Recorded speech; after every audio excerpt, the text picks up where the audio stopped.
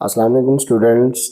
आज जो टॉपिक हम डिस्कस करने जा रहे हैं उसका नाम है phases of database development process.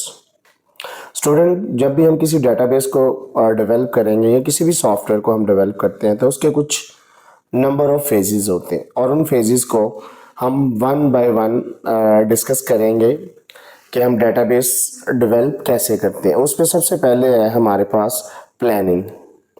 तो स्टूडेंट्स, प्लानिंग के अंदर एक्चुअली हम ये डिस्कस करते हैं कि जो प्रोजेक्ट है उसके लिए कितना टाइम रिक्वायर्ड है, प्रोजेक्ट के लिए कितने मेंबर्स रिक्वायर्ड है, प्रोजेक्ट कितने टाइम में कंप्लीट होगा और प्रोजेक्ट के लिए हमें कितने मेंबर्स रिक्वायर्ड होंगे। ये सारी चीज़ें हम प्लानिंग के अंदर डिस्कस करेंगे।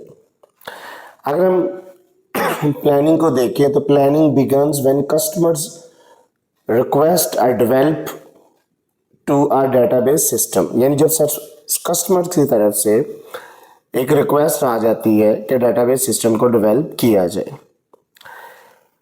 It consist of different activities जिसे हम वेरियस एक्टिविटीज बोलते हैं। The first one used to identify the resources need to develop a system. हमें एक सिस्टम को डेवलप करने के लिए कौन कौन से रिसोर्सेज चाहिए, कौन कौन से कंपोनेंट्स चाहिए, वो हमें आइडेंटिफाई करने पड़ते हैं प्लानिंग के अंदर। Also identify the time limit, यानी 2 महीने में, 6 महीने में या 8 महीने में या 1 साल में हम इसको डेवलप करेंगे, including completion of the system कि सिस्टम 1 साल में 6 महीने में डेवलप हो जाएगा। ये सारी की सारी चीज़ें हम प्लानिंग के अंदर डिस्कस करते हैं। द सेकेंड फेज है एनालिसिस। एनालिसिस में स्टूडेंट्स हम इस चीज़ को देखते हैं कि ऑलरेडी वैसा कोई और सिस्टम चल रहा है, जिस सिस्टम हम डेवलप करने जा रहे हैं उस एग्जिस्टिंग सिस्टम को, जो मौजूदा सिस्टम है वैसा जो ऑलरेडी कहीं चल रहा है, हम उसको अच्छी तरह स्टडी करते हैं और स्टडी करने के बाद फिर हमारे पास कुछ नॉलेज आ जाता है, कुछ ऑब्जर्वेशन मुशाहदात आ जाते हैं, जिसकी बेस के ऊपर हम ये डिसीजन करते हैं कि कौन से अच्छे पॉइंट्स हम अपने न्यू प्रोजेक्ट के अंदर, न्यू सिस्टम को डेवलप करने में रखेंगे और जो बैड पॉइंट है उसे निकाल देते हैं और उसकी जगह नए आइडियाज़ लेके, नए पॉइंट्स लेके उसको हम डिस्कस करते हैं और इस तरह आपका एक नया सिस्टम डेवलप हो जाता है। तो एनालिसिस में कह रहा है कि study the current system in detail. ये ऑलरेडी वैसा सिस्टम चल रहा है जिसे हम डेवलप करने जा रहे हैं, तो उसको हम पहले स्टडी करते हैं। Identify the whole current system work where, कि जैसा काम चल रहा है उस काम की क्या रिक्वायरमेंट है, कैसे इम्प्लीमेंट किया जाए, इन तमाम चीज़ों को हम एनालिसिस के अंदर देखते हैं स्टूडेंट।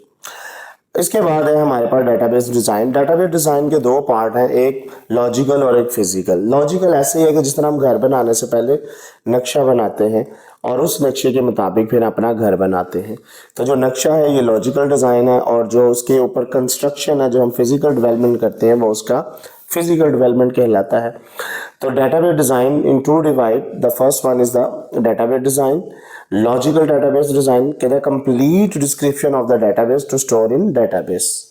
ये कंप्लीट डिस्क्रिप्शन है कि किस तरह हम चीज़ों को डेवलप करेंगे। And the physical translate the logical database, यानी जो लॉजिकल डेटाबेस बनाई है उसी के मुताबिक हम फिजिकल स्ट्रक्चर भी डेवलप करेंगे, जिसके अंदर हम ये देखेंगे कि सेट ऑफ रिकॉर्ड किस तरह स्टोर होंगे, फाइल्स कैसे बनेंगी और उनके इंडेक्सेस कैसे ड्रॉ किए जाएंगे।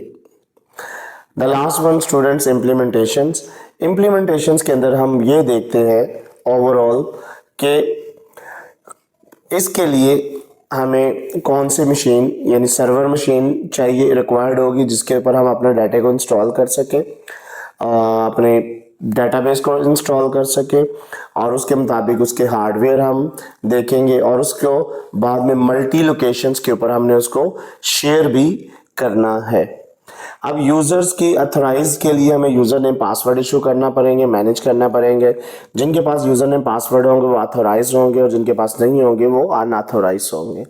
तो इसकी एग्जांपल स्टूडेंट्स, जिस तरह नादरा भी एक डेटाबेस है और क्रिक इन्फो भी एक डेटाबेस है। Thank you so much students. Till then next lecture, अल्लाह हाफिज़।